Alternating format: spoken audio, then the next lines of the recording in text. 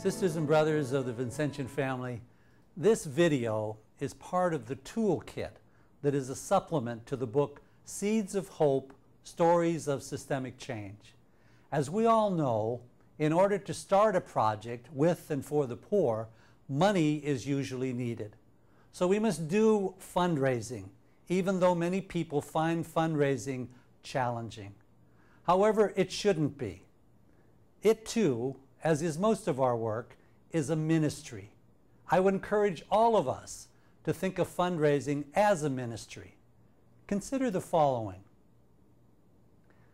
When Jesus, in the Gospel of Luke, calls Zacchaeus out of the tree and says, "I must stay at your home this evening," we see later that Zacchaeus ended up giving half of his goods to the poor.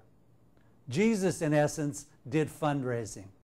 Another example, in the second letter of St. Paul to the Corinthians, St. Paul describes the generosity of the brothers and sisters of the churches of Macedonia.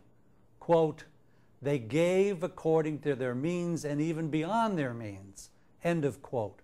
So St. Paul was also a fundraiser. Another example was St. Vincent de Paul. He was a master at fundraising. He built relationships with potential donors and collaborated with them for the needs of the poor. Some examples from St. Vincent de Paul are, he often came home bent over with the weight of his collections. St. Vincent de Paul regularly used simple means to raise money for the poor. He placed alms boxes in churches and in various taverns and inns. In other instances, he secured sheep for wool and cows for milk. Today, these are known as in-kind contributions. One of St. Vincent de Paul's jobs was to visit the financially struggling charity hospital. In 1611, he providentially met with the master of the Paris Mint, who gave him a substantial personal gift. Vincent promptly gave this gift to the charity hospital. Fundraising is indeed a ministry. Henri Nouwen wrote, "Fundraising invites people to join in the work of the kingdom of God.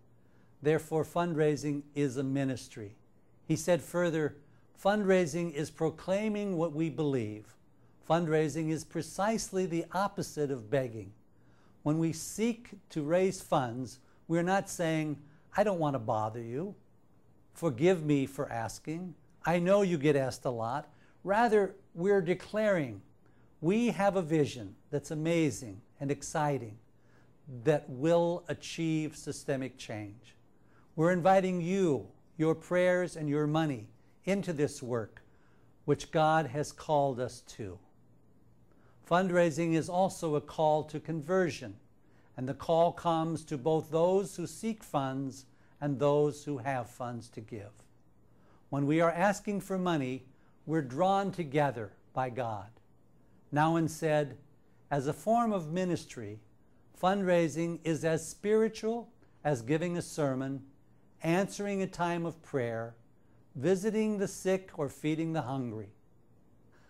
Blessed Frederick Ozanam would have said about fundraising, "Do not be afraid of new beginnings.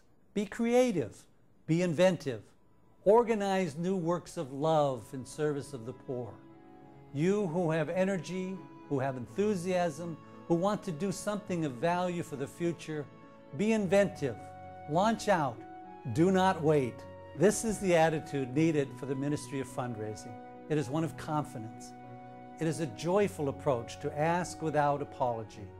It is proclaiming what we believe in the form of a proposal or an invitation to give. This is the ministry of fundraising.